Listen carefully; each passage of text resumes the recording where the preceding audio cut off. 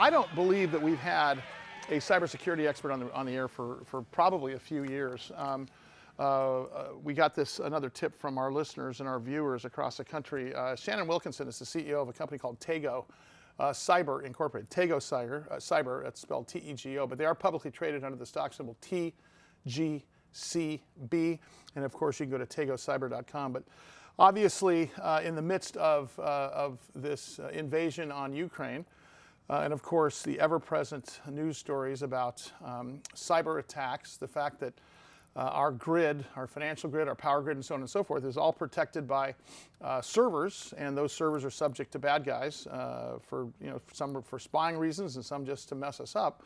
It's probably time to talk about this because of the escalation of cyber threats that we're seeing every day that we see an attack on the Ukraine, which is also an excuse for the Chinese to attack us, the Russians to attack us, and a number of other things. And I'm certain that we have our front end sort of best defense is a good offense philosophy. But Shannon Wilkinson is really the expert here, and she agreed to join us via Zoom today to talk about that. Shannon, thanks so much for taking the time today.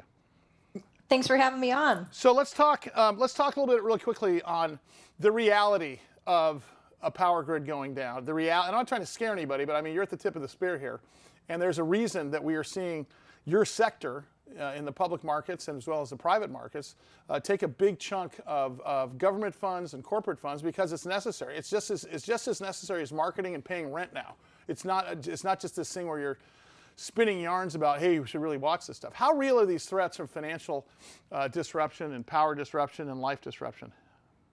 It's very real. A lot of people don't realize, but Russian-backed hackers actually took down the power grid in the Ukraine in 2015 and 2016 around the Christmas time. So the same thing can happen exactly here as well.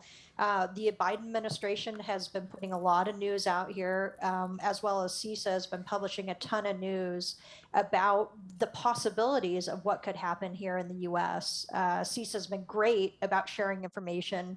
They published the Shields Up advisory at the beginning of the Russian invasion of Ukraine to tell organizations what they could do and some of those cybersecurity best practices, the really easy things that we can do to make sure that our defenses are shored up.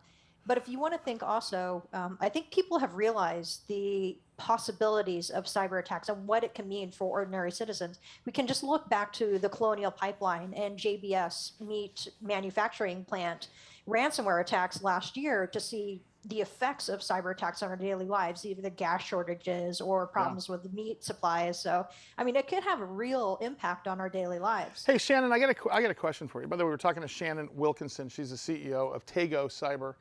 They are publicly traded under the stock symbol TGCB. My question for you is this. One could argue, maybe not well, but one could argue that Ukraine's defenses are not anywhere near the U.S.'s defenses in terms of Russia taking down their power grid over the last couple of years. What's the reality? Is cybercrime, regardless of how many firewalls you have up and all the other things that cyber companies like you do, or are there countries that are more susceptible?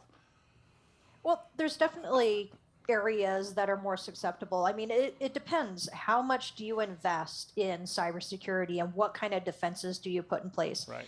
Definitely could argue that perhaps the U.S. has some of the more advanced cybersecurity protections in place. But it's interesting to find that leading up to the Russian invasion of Ukraine, 21 natural gas suppliers in the U.S. were attacked, and attackers got into 100 different computer systems of either IT support technicians of these natural gas suppliers or the actual gas line operators themselves. So we can see that cyber attacks here in the U.S. definitely can happen. And I have to ask Shannon, because I do want to get into Tego because it's super interesting here. But with respect to how we're doing as a country, right this second, I'm not comparing to 10 years ago because I'm sure we get an A+ compared to 10 years ago. But right now, in terms of the rest of the world, what kind of grade are you going to give us right now as a country? Not consumers. I'm not talking about my Symantec thing that's on I'm talking about the real cybersecurity that's out there. I would say probably I would give the U.S. a C+. No kidding. That's really disheartening. We've done a lot. Well, we've done a lot, though. I mean, we've come a long ways. particularly with this administration, of paying attention. And I think the ransomware attacks that we saw on Colonial Pipeline and JBS last year were a real wake-up call for the federal government of like, hey, we can't ignore cybersecurity anymore. We've got to start doing something. So we've made a lot of progress, but there's also a lot of improvement that could be made. So Shannon, what you really offer is the next level best practices in terms of threat intelligence applications. Is that about right? Yes, exactly. Talk about what you guys do exactly. So talk about what specifically, why should the U.S. government hire you, and what are you offering that to corporations and governments and so on and so forth that isn't there right now? So Tago Cyber, I would say, is kind of the next line of defense in cybersecurity. When we talk about cybersecurity, we're always talking about firewalls, antivirus, defend, stop bad things from getting in. But the reality is bad things do get in. So that's where threat intelligence comes in. Is essentially it's the next layer of cybersecurity. If you think about cybersecurity, it's kind of like an onion. You got defense, and then you have detection and response, and that's where Tago Cyber sits for threat intelligence.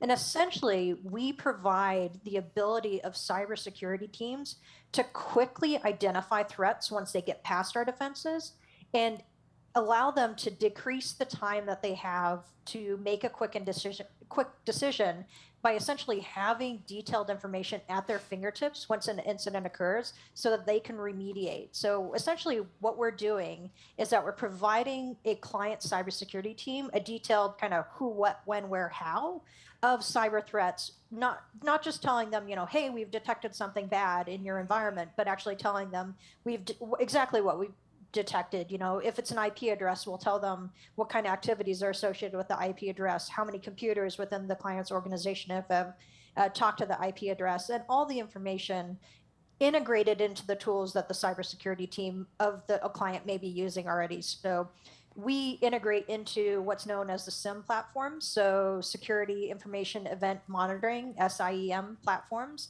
Probably the most well-known one is Splunk. And so we've built an extensible threat intelligence platform that essentially can integrate into these different SIEM platforms. We started with Splunk, who is definitely the market leader for SIEMs. We're working on our Elastic SIEM integration, about to go into beta testing of that. And then we have this pretty aggressive product roadmap of integrating into 10 different SIEM platforms over the next 2 years. What's interesting is the addressable market is everyone.